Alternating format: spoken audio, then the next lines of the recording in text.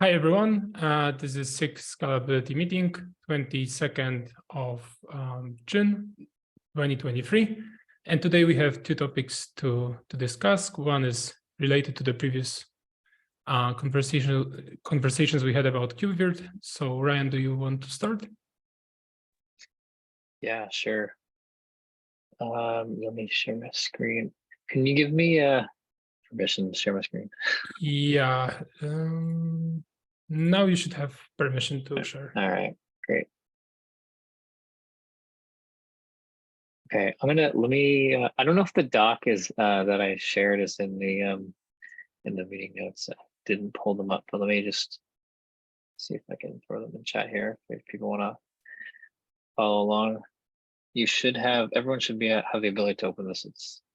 Should be public. Okay, so I'll do a quick recap.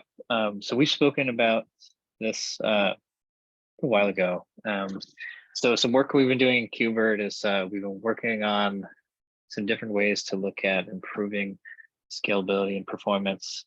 And our approach has been to find different ways to measure. That's like our large focus is different ways we can measure. And so one of the things that we came up with was this idea what we called phase transition timestamps, where essentially we look at the virtual machine, we look at its life cycle, it goes through a bunch of different phases.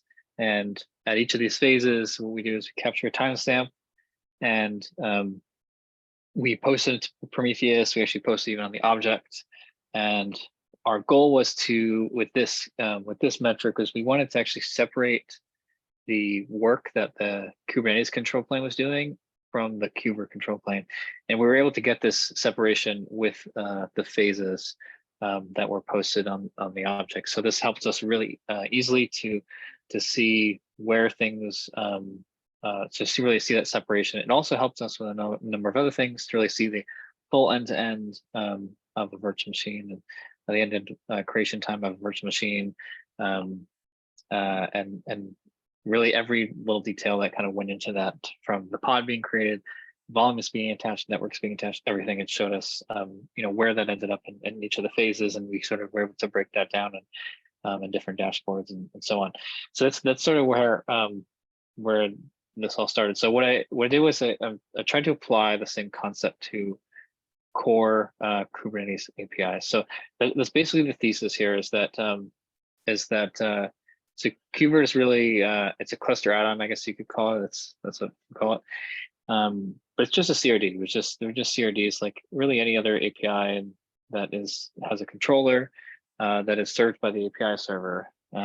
So really the idea here is that with this thesis is that we could possibly apply the same concept where we have an API that we serve, we have a controller, and perhaps we have phases, or specifically phases as in things on the object going through phases, or however we define that. And what are like the critical points in time that are important for us to really break down the different points on the object's life cycle. And the point being, these different points in time can tell us where we're spending the most time. And overall, like what I would add to this is kind of as sort of this approach is we also are assuming that users have bespoke clusters. Users are very different with their clusters. They have different hardware, different CPUs, different topologies, network plugins, everything. And so a lot of that stuff goes into performance and scale. And so part of what we wanted to do is we're also acknowledging that there's a lot of differences. And so at the same time we wanted to measure end to end, we also want to give the users who have these bespoke clusters to see for themselves what their scalability is, or whatever we want to define it, their performances in their cluster from end to end. So really exposing all of those details in such a way that we can see what the different phases are and see how they're affected in different users' environments, and sort of make judgments based on what's observed, and possibly file bugs or whatever it is that we observe, and create some opinions. So that's basically the idea. So what I did was I wrote a few things about requirements for this, and then I can do some differences that I'll walk through with the existing metrics, and then kind of we can have a discussion about some of the conclusions and so on. But are there any questions though about that intro? Like anything you want me to clarify, or any thoughts about it? Otherwise, I'll continue. I have one high level question. Like, Sure. if are you planning to like add this to like core Kubernetes objects, like, and which objects would benefit except pod? Like, a pod object, yes, I can understand that you need these phases because pod is going through scheduling and then getting ready. But for like other objects, like for deployment, replica set, config map, secret, like, does it make will it be helpful adding this for all? It's a good question. I don't know. I don't think so. But I haven't thought about it though. I at least my focus has been thinking about it in terms of the pod and some of the other smaller primitives like volumes or PVCs and stuff, like not looking at it at sort of the higher level constructs like a deployment. So I'm not really sure. I haven't thought about it. Okay, thanks. Sure. Okay, so I'm just going to read these very quickly, and hopefully this expands your understanding of what we're after. So 3 requirements. So number 1, so exposing granular per object metrics in Prometheus. So use case for something like this, it would be like a user, and I want to aggregate end-to-end performance data to view patterns. Second one, as a user, I want to see end-to-end performance data for my workload broken down, time spent on storage, networking, compute, control plane. And so again, imagine like with this one, this is an interesting one because this means we including a lot of things, right? Like if you imagine the point in time that we have like the creation timestamp, and then whenever the object is like in terminating, right? There's some things that happen in between, and like we're attaching storage, we're attaching networking, we're going to running phase, et cetera, et cetera. All of those things could be significant and be pointed out on the object in Prometheus, such that we could figure these things out when these things happen. And then as a user, I want to isolate bottlenecks to a component, piece of hardware, or service. And it's kind of, again, similar kind of concept where like I have that bespoke cluster as a user, and we have different phases that we see this object going through in its life cycle. Perhaps for some reason, whatever it is about my hardware, about my component, about my service, seems to take longer than it should in one of these phases. And so perhaps I have a problem that I should look at. Maybe one of my nodes in my cluster of 100 is actually weighing down my average or something on my P95, and it's a little slower than it should be. And maybe we can isolate those things when we see on the more granular level, like one of the the objects is and how it's being affected by this node. Okay, expose granular per object metrics on the object. So the difference. Prometheus, right? We're going to expose it through Prometheus, and this one on the object. This one I've marked as a P1. So the only difference here is that so we have timestamps. So just imagine we just post a timestamp on the object. That's all this is. And the point of this is that if you're not using Prometheus for whatever reason, this is like the use case I had in mind is you have a test cluster and maybe you don't want to spin up Prometheus, maybe you consider heavy, maybe you don't like it, whatever. The possibility that you can just read the objects and you'd have the timestamps that you want. And the idea is you could have your own tooling that scripts this stuff.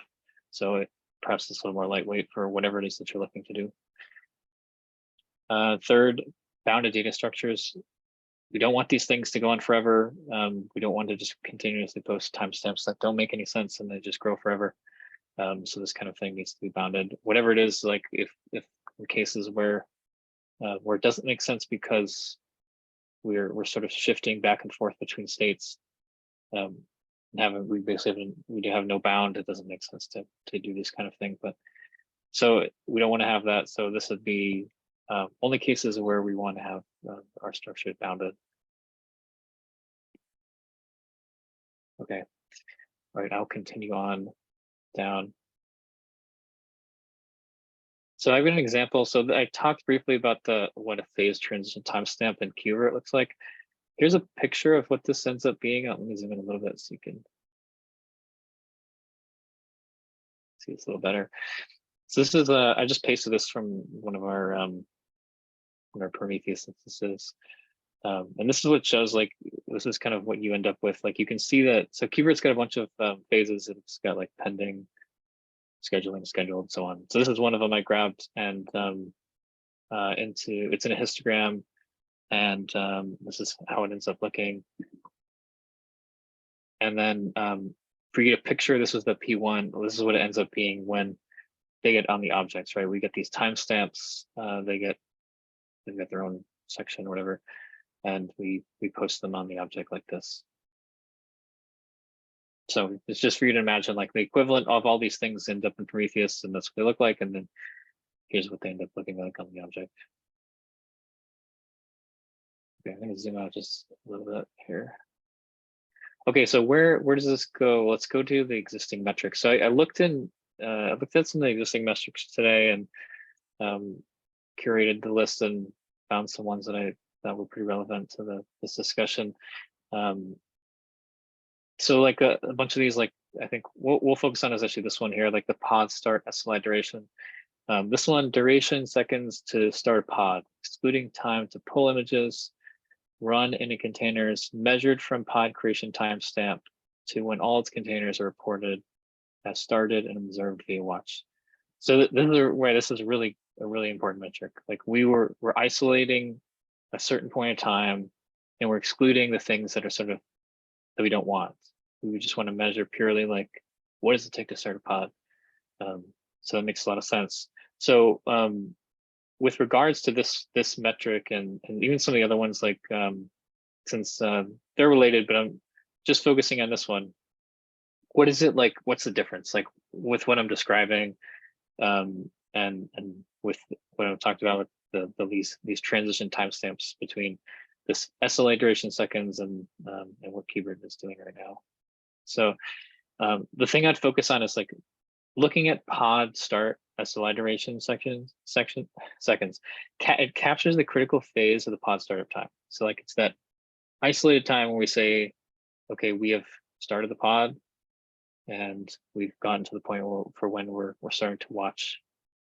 So that's how we want to measure, and that's important. Now, when kind of stepping back and kind of looking at this from a little bit higher level, so this sort of takes out the influential force of things like pulling images, right? Important for this metric. But if as an end user, something like that outside force is actually valuable for my overall picture of when I look at the end-to-end time. And so when looking at this, it would be interesting for me to see, okay, what would this look like with pulling images, right? I want to see this. This is cool, valuable metric.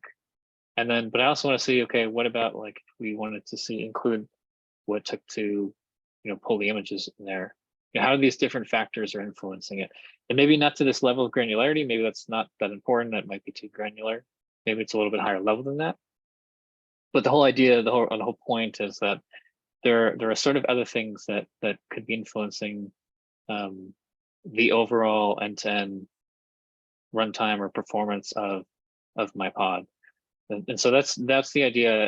And so that's where, like, when focusing in on that difference, the proposal gets to this point where this will be the idea, the new pod metrics that we want to get to. So here's 3 different examples, and they're all kind of at different levels of granularity. I'm going to zoom in just one more time. Okay, so the first one is a pod phase transition time. So this is pretty familiar, right? Like, basically, we start from the creation timestamp all the way from terminating state. We measure the time it takes, but we break it down by phase. So every time we go from we go to a pending state, we have a timestamp to running, succeeded, failed. And so we have these timestamps, and then we can create those measurements, like you can imagine I showed it with the Prometheus query earlier. So that's one. There are others. These would be more granular. Something like, we did it by events.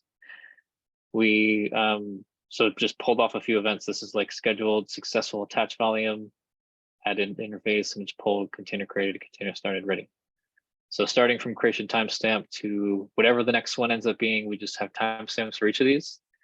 And then, we would be able to query each of these things in Prometheus. And then the last one would be conditions. So pod schedules, initialized containers ready and ready. And so kind of the conclusion is like, there's sort of a different way to look at it. If the user has this bespoke cluster, they want to see what their end-to-end performance is. There sort of is another perspective where we can look at all the pieces that go into it. And so not necessarily to isolate it. We don't have to isolate it down to a specific point. I think that might be hard to maintain. But the significant points, like the ones that are really already reported, right? Like these conditions, like we already track these things. But if you were to go to Prometheus and even on the object, you can see the conditions are there. But how can we track this stuff in Prometheus? Because this is valuable, like when actually looking at these things. So that's the difference, is taking this level of looking at things and sort of expanding it out a little bit further and making it a little bit more granular. And so that eventually this piece right here can just be one of the transition times and sort of the overall life cycle of when we look at a metric. Maybe this is just one little slice, and we have other slices that we really care about when we look at an overall metric. Okay, that's all I had. So what are questions and thoughts from people?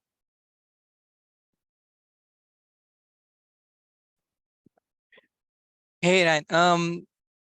So I wasn't able to see the screen, but I've been trying to follow along what you said, and I was looking at the doc as well that you shared.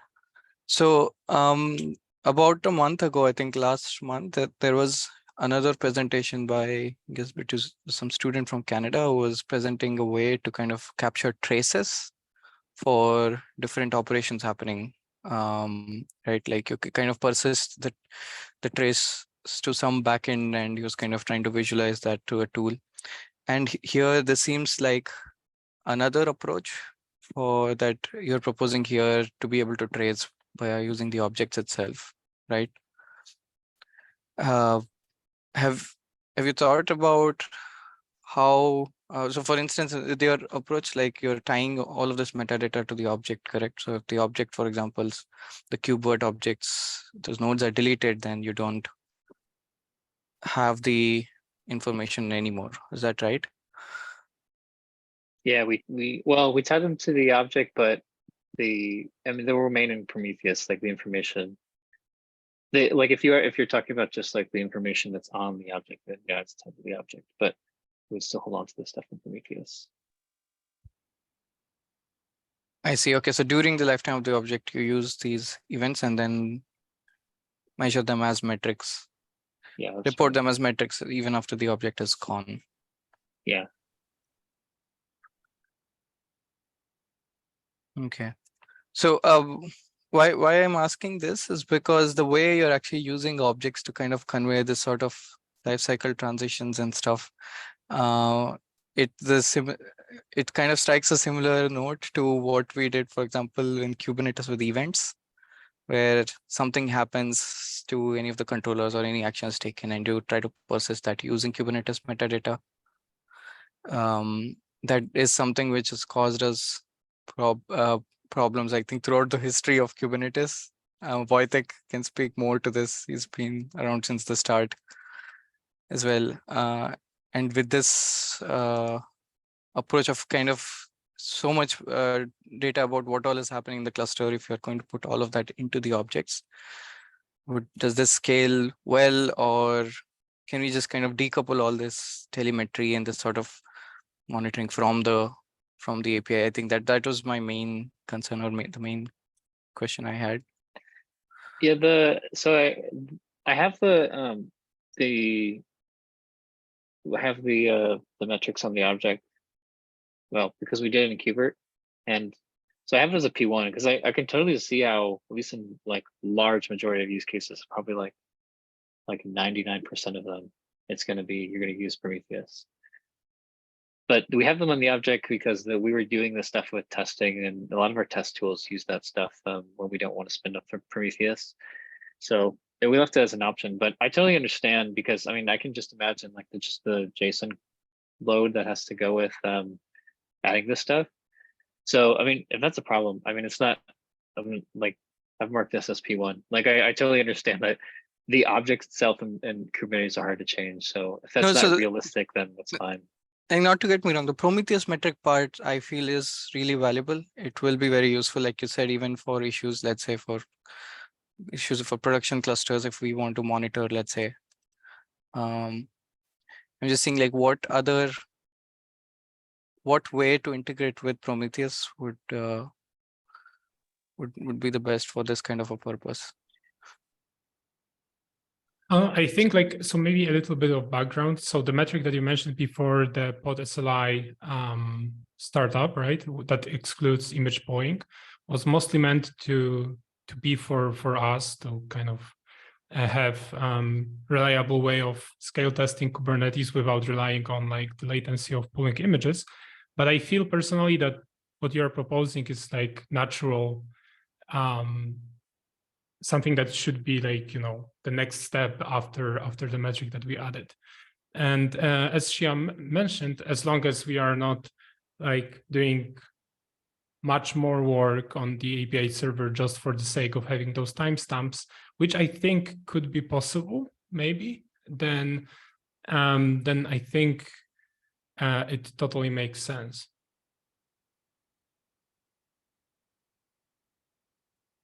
Yeah, I think the way you put it, like I think it's well said. Like that's we want to take this and expand it to like this is one slice. We could have I don't know, not 100 of these, maybe 10, probably more realistic for five critical points, right? That are just as valuable. Like you said, it's just for you guys, but there are probably other points in time where might be valuable to everyone in this group, or even just to the user, and whatever those are, maybe that's what we want to expose. Yeah, and the other point about the API, yeah, I mean, I think we can measure that. I mean, if it's the serialization cost is too much for the JSON, then we don't need to post on the objects. I totally understand that. If the cost of doing this in Prometheus is too much, I mean, I guess we can look at that as well. We haven't encountered that on the KubeVirt side when doing this on a per object basis. I mean, I think this is per object basis, right? Maybe there's some aggregation, but I thought I saw this was per object. It would be, I think it'd be similar. Yeah, so the thing is that the only difference I can imagine between pod startups and KubeVirt is that for pods, like there are multiple watchers, and whenever you are modifying the pod, events need to be sent, right? So we don't want to make like additional modifications if not needed, right? So, and with KubeVirt, I'm guessing that you have like fixed amount of watchers probably, or like smaller. So what we do just on that point, what we do is we only update the object when we do the transition. So like when we're going from schedule to scheduling, we queue this up. So it's actually in the same payload that the timestamp lands. Yeah, so it's only, then it wouldn't make difference. Yeah, then it wouldn't make difference, I think, for pods as well. So I think I'm not fully convinced about that. I mean, from the metrics perspective, I think we all agree that it's definitely useful. Like the SLI metric that you are mentioning here was added purely for us to see like what is under control, what is under our control, and like understand if there is something really in the Kubernetes, inside the Kubernetes, that is under our control, that is not working as it should be working. But like that more user-oriented metrics are definitely useful too. So I think the metrics are, I think we are, all of us are in favor of adding them. The API is much more controversial to me. And like this, it's not only the aspect of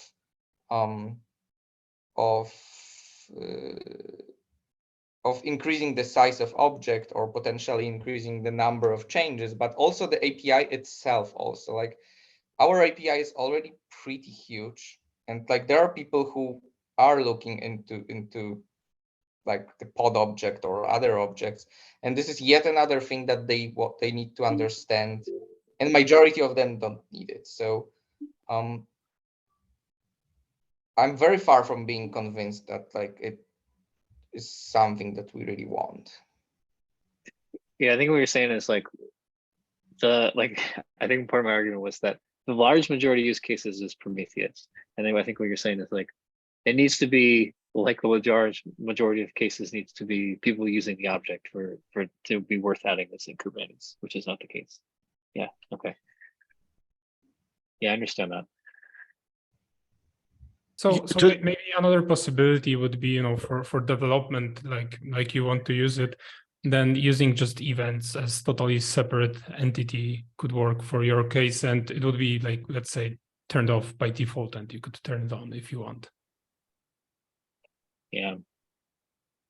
And also just wanted to, I'm not sure if you've seen the cube state metrics. I just posted a link in the chat. So many customers and many users of Kubernetes, they rely on these metrics to be able to debug like where the latency is coming from when they're especially running pods. So this has been like very helpful.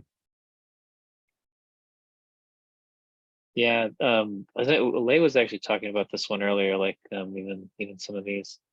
The only thing is like it's a gauge that, or at least I don't doubt this isn't useful, but in terms of like looking at the performance, this being a gauge was going to tell us like the number of these things, right? Like pending, running, successful, whatever. What would be at least the difference, and what would be interesting is when this is a histogram and when we actually record these timestamps, we should be able to see differences between each of these, right, and put them into buckets. Where instead of just looking at these, like the number of these things in zone. Yeah, there are Right. some metrics which give you the time as well. Okay. Maybe those can help. Okay, I haven't seen them. You'll have to see. Yeah, If like there's these a- ones like status ready time. And then, yep, those ones. So at least with the pod level, these kind of things, they are available with cube state metrics. But that's why my question was like, if we are trying to add it to like all the objects or like specific objects, because with pod, they already exist. Well, this one's still. I'd have to look at this, but this one's still a gauge. You're gonna get like the number of ready pods. You won't get like when it was ready and be able to compare it to like when it was in another phase. Like these are all different. They're broken down per metric, per phase. I'd have to look at this, but I think I don't know if you'd be able to get the same thing. There is a Yeah. pod start time, container started time with sec, and there is also a cube pod status ready time, which will give you the exact time. Pod entered ready. Okay, here's one. So here Yeah. could give you like a time, like give you a timestamp sort of thing. Okay, Right. and then you'd compare this to what? And then you have like, I think there is schedule time as well. Folks, just to remind, we are running over time. Yeah. I guess what we can do, Ryan and Pratik, maybe follow up on this 6scale channel. There's quite some interest, definitely, I think, in these metrics and stuff for 6scale, and we can also follow up on the next 6scale call as well, Ryan. Before winding up, I think there are a few things for next call. I wanted to bring up. I think David, what you added for agenda today, that issue will have to move to the next call too. And there are a couple other things. Wojtek, we discussed in the last call about the improving APF documentation.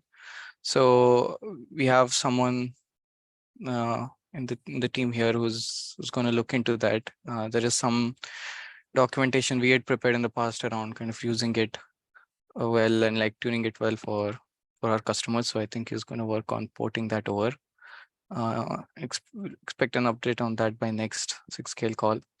And the other thing to talk about is the work going on to add scale tests to AWS. So Pratik has been doing some of the work around adding COPS jobs for those tests. So Pratik, maybe by the next call, you might want to give an update on what you did so far and like kind of where we are heading. Like Wojtek, Marcel, they may have some inputs on. Yeah, that like all is super interesting, and yes, let's talk about it. Sure, yeah. I'll add it to the agenda as well for the next time. Thank you. Cool. Okay, thanks, folks. Thanks a lot. Thanks, Ryan, for taking time to go through this present proposal. Cool. Thanks, Right. guys. We'll be in touch. Thanks. Thanks, Lauren. everyone. Thank you. Bye.